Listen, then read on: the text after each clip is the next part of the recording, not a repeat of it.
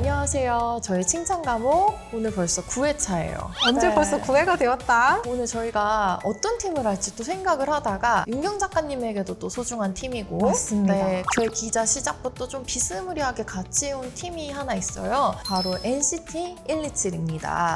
네. 오, NCT 127 또 언제 데뷔했죠? NCT 127 2016년 7월 7일에 데뷔한 팀입니다. 우리가 다른 팀들 중에서는 연차로는 사실 샤이니에 이어서 2위입니다. 맞습니다. 이거를 카운트하다가 되게 신기했어. 뭐라고?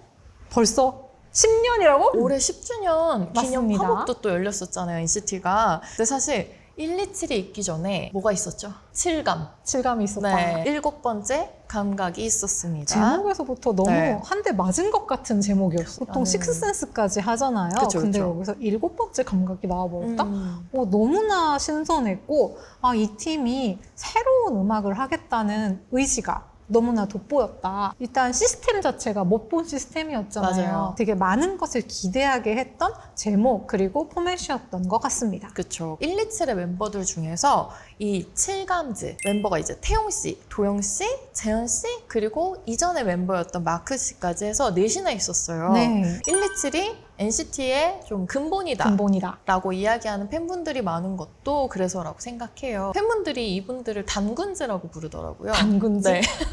어쨌든 이런 연차를 가지고 차근차근 또 이렇게까지 시간을 보내면서 성장해온 127의 이야기를 저희가 해보려고 하는데요. 사실 NCT 하면 네오컬처 테크놀로지. 제가 생각하기에 NCT에 여러 가지 유닛이 있지만 NCT 하면 생각나는 사운드나 퍼포먼스를 가장 정면에서 바라보고 있는 팀이 또 127이 아닐까 하는 맞아요. 생각이 듭니다. 네, 그래서 저희가 음악과 또 퍼포먼스 이야기를 안 해볼 수가 없는데 127의 곡 중에서 좀 난해하다고 평가받는 곡들이 있습니다. 특히나 가사들이 네. 참 작사가 입장에서 보기에도 조금 어렵다. 그치만 입에 붙어 있어 어쩐지. 정점에 이른 곡이 스티커. 스티커 하면 또 팬분들이 저 이거 보고 진짜 너무 웃었는데 스티커야 넌 최고의 타이틀곡이었어 이러시는데 그만큼 이제 또 박해봤던 나날들이 있었다 이 맞습니다. 스티커가. 보고 놀랐던 가사가 두 세계 융화라는 거 지구 말로는 그거 LOV. 난 여기도 너무 내가 잘못 들었나 했던 아주 까리한데 태도가 아주 까리한 내 아주 태도가 까리하대. 정신도 못 차린대.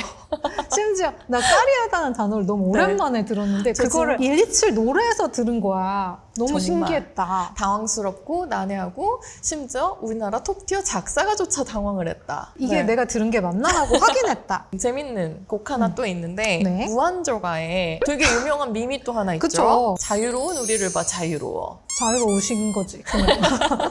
SM 소속 아티스트들 중에서 이 127 가사가 제일 스웩이라고 하죠. 나의 그렇죠. 매력, 나의 부를 봐라. 내가 지금 제일 잘났다. 이런 스웩을 드러내는 가사들이 진짜 많거든요. SM 엔터테인먼트에서 이런 스타일 못 봤었으니까 우리 입장에서도 너무 신선하다. 맞습니다. 네, 언제나 못 본 그림을 볼 수 있다는 건 맞아요. K-pop 팬들한테는 너무나 감사하고 축복받은 일이니까. 근데 제가 굉장히 좋아하는 트랙이 하나 있거든요. 뭐죠? 바로 테이스티라는 곡이에요.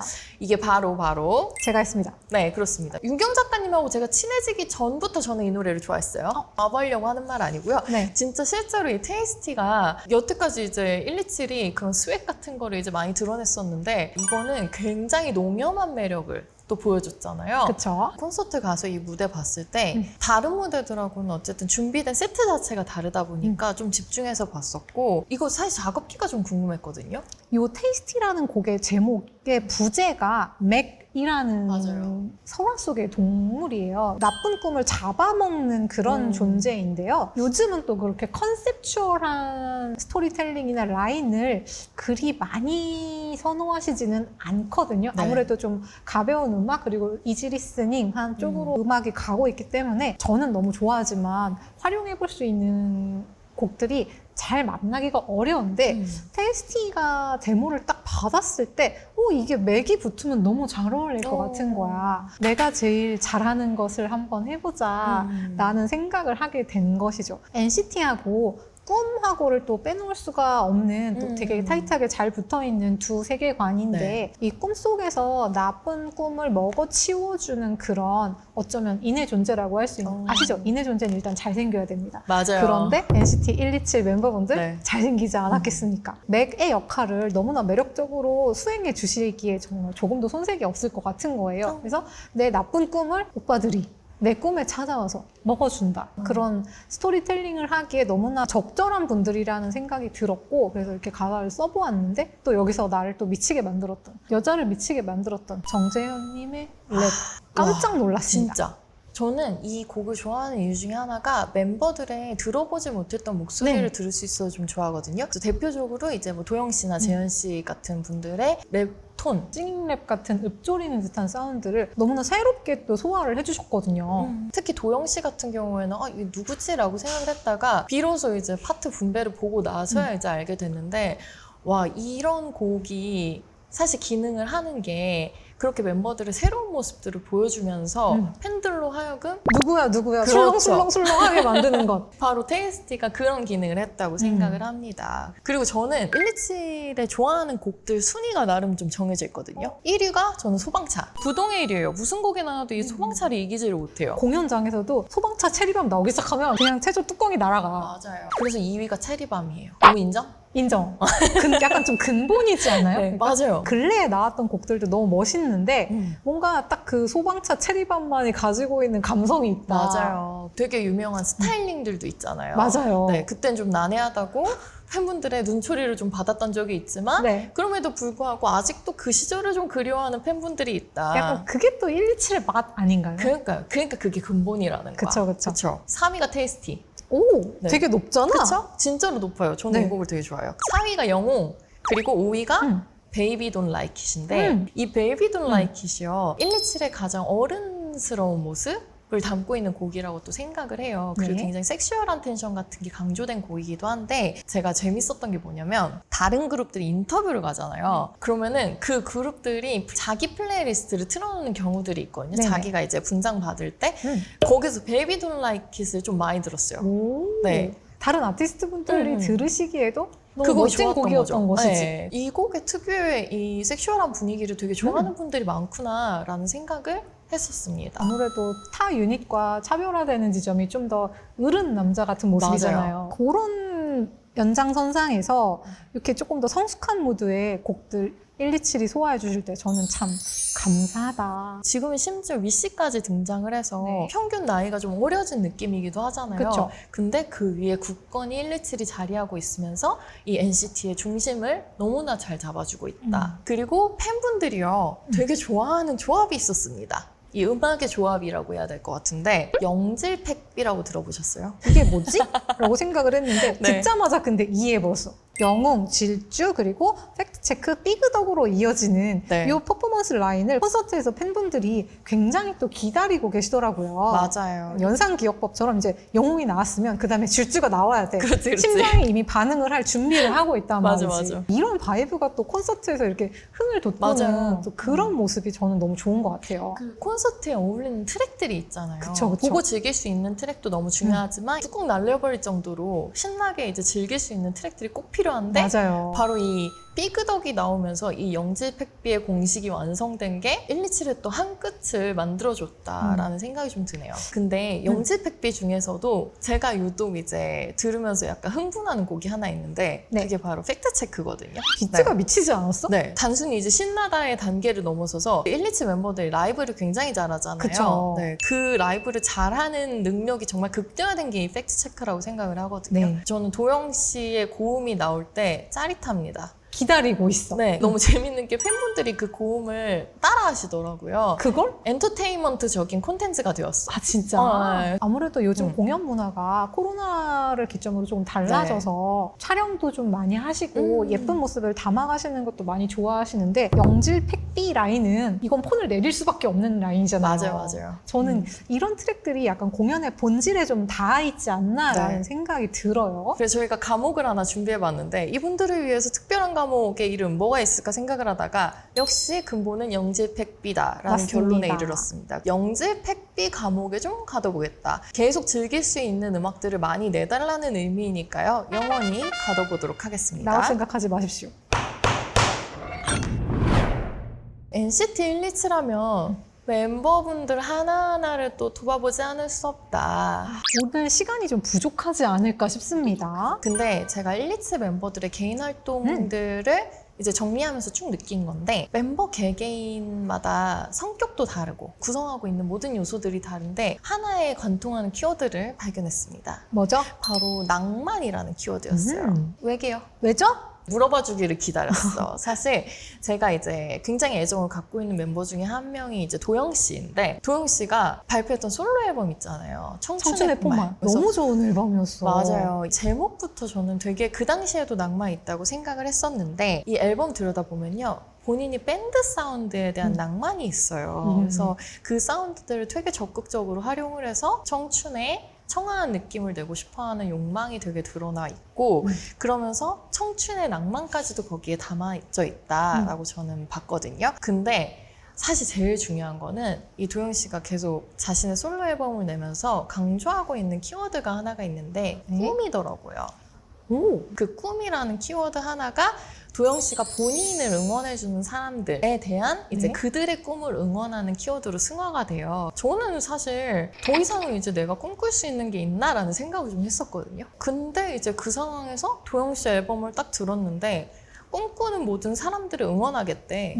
그걸 들으니까 나도 아직 나의 안에 남아있는 꿈이 있었나라는 생각을 하게 되는 거예요. 이게 바로 사실 도영 씨가 본인의 앨범을 통해서 전하고 싶었던 메시지가 아닐까라는 생각을 그 당시에 했었어요. 본인의 앨범을 작업하실 때 작사가 작곡가분들을 본인이 되게 부지런히 컨택을 하시잖아요. 맞아요. 그래서 지난번 앨범 같은 경우에도 네일님들이라든가 아니면은 김유나님이라든가 정말 우리가 너무나 사랑했던 아티스트분들이 많이 참여를 하셨단 말이에요. 그렇게 해서 나온 곡의 결들이 최근에 송캠프에서 만들어지는 곡들하고는 전혀 좀 다른 웰메이드 맞아요. 성향의 곡들이 가득 담긴 앨범이 나왔단 말이에요. 저는 또 그런 앨범들이 아 이분이 어떤 음악을 하고 싶으시구나 그런 것들을 좀 생각해 보게 되는 지점이었던 것 같아요. NCT의 도영님으로도 너무 멋있지만 솔로 아티스트로도 공장에서 찍어낸 아티스트가 아니라 그쵸. 진짜 자기 음악을 깊이 있게 돌아보는 그런 음악을 하는 사람이 되지 않을까 하는 또 생각을 좀 해봤습니다. 그리고 저는 중요한 게 2연차쯤 되면은 비단 가수로서 얘기를 하고 있다는 느낌뿐만 아니라 이제는 팬들하고 어느 정도 인간적으로 소통할 줄 알아야 된다고 생각을 해요. 근데 도영 씨가 이 앨범들을 통해서 팬들과 대화를 시도했다는 느낌을 받았고 그래서 좀 재밌는 게 도영 씨 앨범은요. 좀 수다스러워요. 하고 싶은 말이 진짜 많아요. 근데 팬들이 그걸 받아줄 거라고 생각하니까 자기도 열심히 자기가 하고 싶은 말을 쏟아내는 거거든요. 그쵸? 그래서 저는 그런 면에서 사실 그 청춘의 포말 앨범이 너무 좋아서 그 해에 베스트 앨범 5개 중에 하나로 꼽았었어요. 기존에 이런 아이돌의 솔로 앨범이 있었나 생각해보면은 사실 없었고 굉장히 인상적이어서 그 당시에 점수를 높게 줬었습니다. 다음으로 아까 제가 여자를 미치게 한다고 살짝 언급했던 재현님 미남 얘기를 좀 한번 해볼까요? 네. 왕자님이죠. 왕자님이죠. 네. 그냥 왕자님이 아니라 높은 남주의 얼굴을 가지셨습니다. 맞아. 근데 또 어떤 면에서 봤을 때는 현실에서 만나볼 수 있는 상상 속의 현실이잖아. 찐 현실 그치? 아니잖아. 찐현실은 아니죠. 여러분들 다 아시겠지만 찐현실은 없습니다. 근데 어쨌든 그 얼굴이 저한테는 그런 동화적인 이미지를 좀 풍기고 있다. 미남 콜렉터인 저의 보석함 안에 되게 초반부터 들어와 계셨던 분이기도 해서요. 그래서 저는 재현 씨 얼굴이 점점 이제 나이를 먹으면서 뚜렷해지는 걸 보면서 역시 내가 초기에 넣길 잘했다.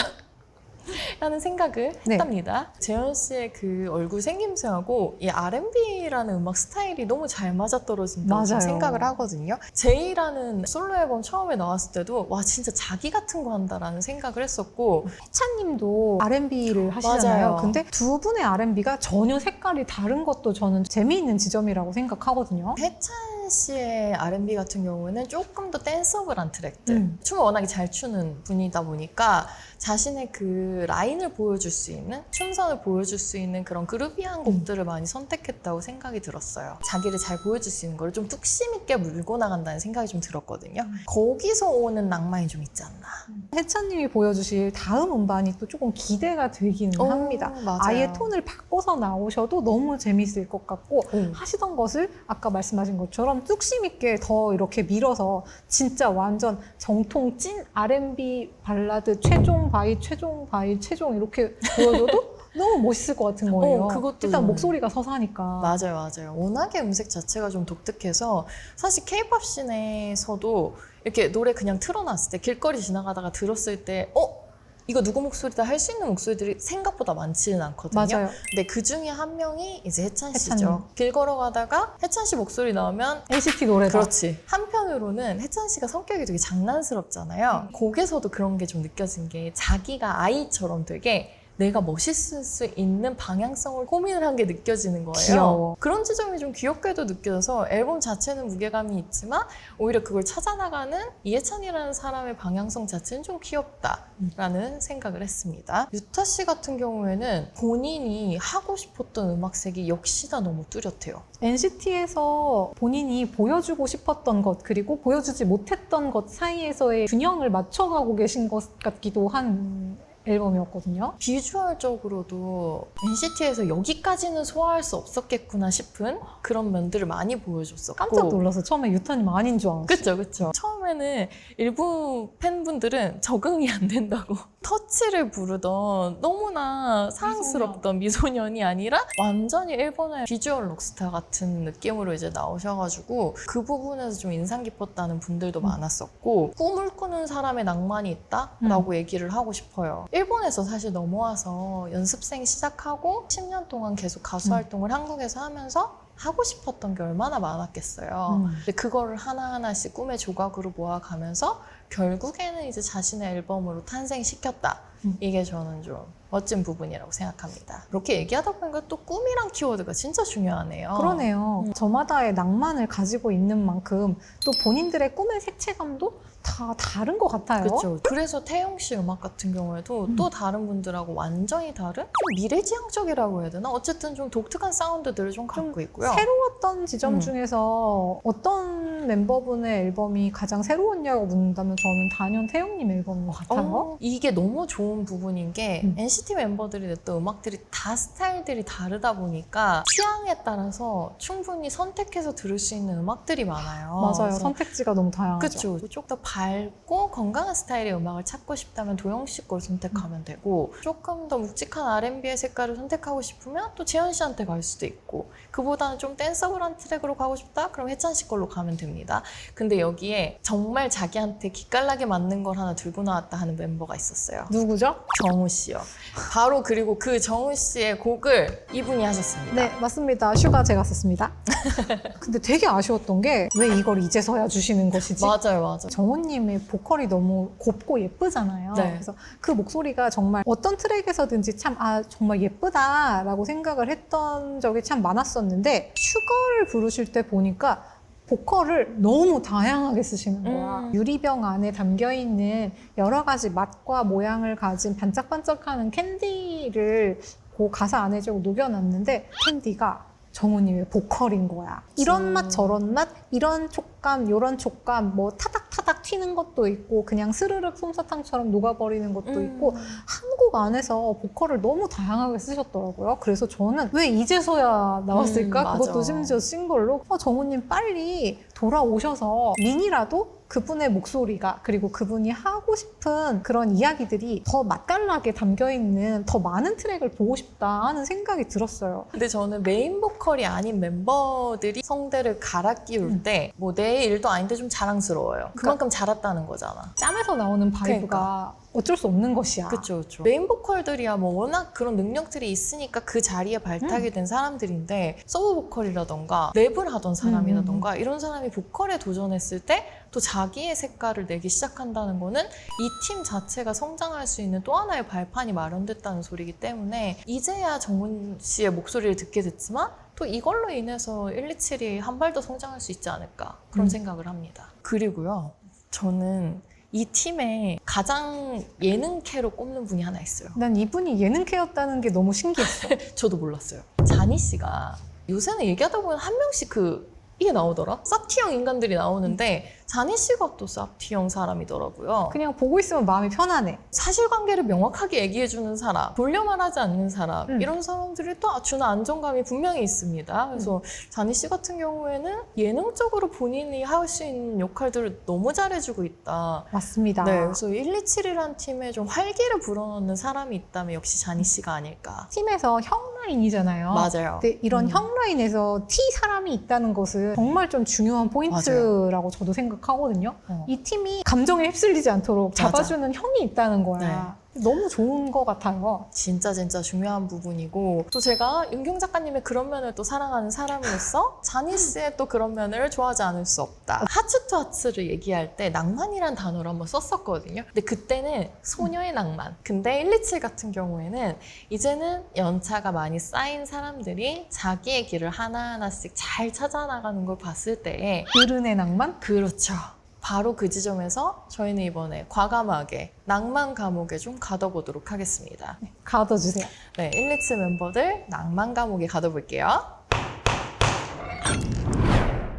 제가 언제나 배 아파 죽는 기자가 될 걸 그랬어요. 쇼케이스 썰. 이거 좀 얘기해 주세요. 네, 사실 제가 NCT 127을 처음 만난 게요, 체리밤 쇼케이스 때였어요. 그러니까 꽤 오래됐죠? 기자들이 그렇게 많지는 않았고. 근데 그 중에 한 명이었다고? 그러네. 갑자기 자랑스러워지려고 하네. 기자가 될 걸 그랬습니다. 가깝게 얘기를 좀 할 수 있었거든요. 만약에 제가 아이돌을 하게 된다면은 도영 씨 같은 아이돌이 되고 싶어요. 구체적으로 설명해 주세요. 다른 멤버들이 마이크를 잡고 있을 때 끊임없이 이제 모니터링을 하는 것처럼 계속 이제 이걸 세우고 있어요. 촉수를 네네네. 세우고 있으면서 꼼꼼하게 듣고, 질문이 왔을 때 만약에 다른 멤버들이 너무 긴장해서 대답을 못할 것 같다? 그러면은 본인이 막아뜨지 않게 그거를 잘 처리를 해요. 이 경험을 한번 얘기해보고 싶었던 게, 다른 멤버분한테 제가 질문을 했어요. 근데 그 멤버분이 이제 긴장을 한 거예요. 약간 손을 떨고 있었는데 그 멤버분이 도영 씨를 이렇게 툭툭 치는 거예요. 그래서 도영 씨가 얼른 그때 마이크를 짚고 자기의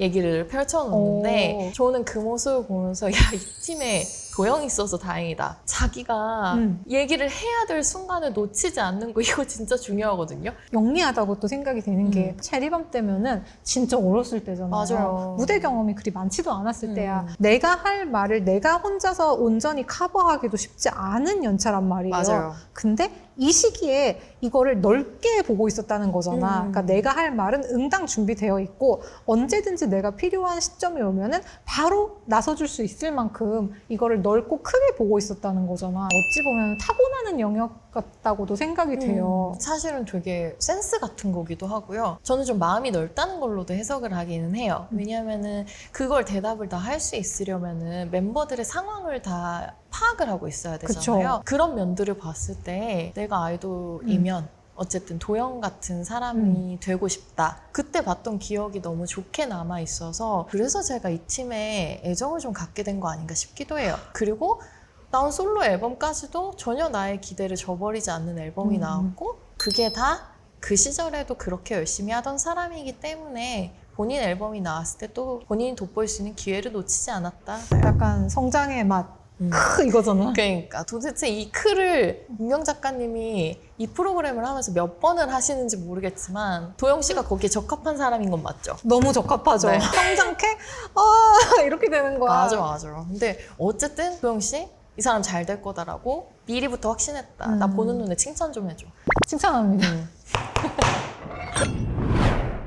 127이 이제 컴백을 했습니다. 블링이라는 곡으로 컴백을 했는데 사실 5명이서 컴백을 하는 거라서 조금 불안했을 수도 있다고 생각해요. 그럼에도 불구하고 어쨌든 본인들이 할 수 있는 최선을 다했고 회사에서도 빈 곳이 드러나지 않도록 최선을 다해서 모든 퍼포먼스라던가 음악이라던가 그리고 프로모션까지도 너무 공들여서 하고 있다는 인상을 받아서 저는 이 앨범이 충분히 그 가치가 있다. 또 정규 앨범이기도 하고요. 맞습니다. 멤버들 몇 분이 자리를 비우셨음에도 불구하고 공백이 전혀 느껴지지 않는 그리고 심지어 그 네오함이 옅어지지도 않은 오히려 그런 저는 좀 앨범을 강해졌다고 생각해요. 그런 부분에 있어서는 우리가 찾는 그 신선함, 10년 차에도 그 신선함을 구현하고 있다. 멤버 5분이서 하는 컴백이지만 이런 재편이 멤버분들 각자의 색을 좀 더 또렷하고 선명하게 만들어주지 않을까 하고 기대해 보고 있습니다. 사실 127은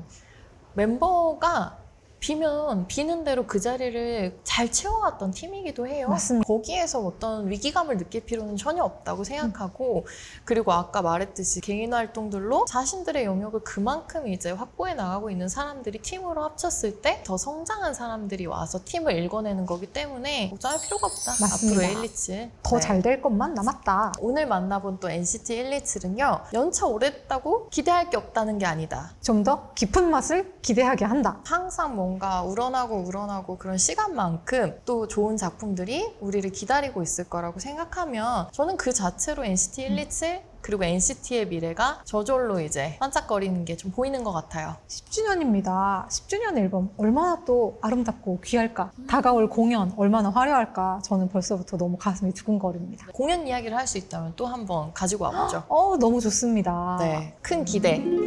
완전 큰 기대. 완전 큰 기대.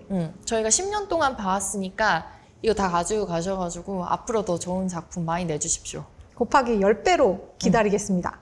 우리 단일팀 칭찬하는 거 오늘이 마지막인 거 아세요? 그렇게 됐습니다. 사실 다음 주에는요 조금 스페셜한 편이 준비가 되어 있습니다. 맞습니다. 저희가 뭘 준비하고 있을지 또 기대 많이 해주시고요. 오늘도 역시 NCT 127도 좋고 본인이 사랑하시는 다른 아이돌도 좋습니다. 예쁜 말, 칭찬하는 말, 그리고 사랑스러운 말을 댓글로 달아주시면 저희가 또 감사히 받아보도록 하겠습니다. 그럼 오늘도 저희는 이만 물러가도록 하겠습니다. 감사합니다.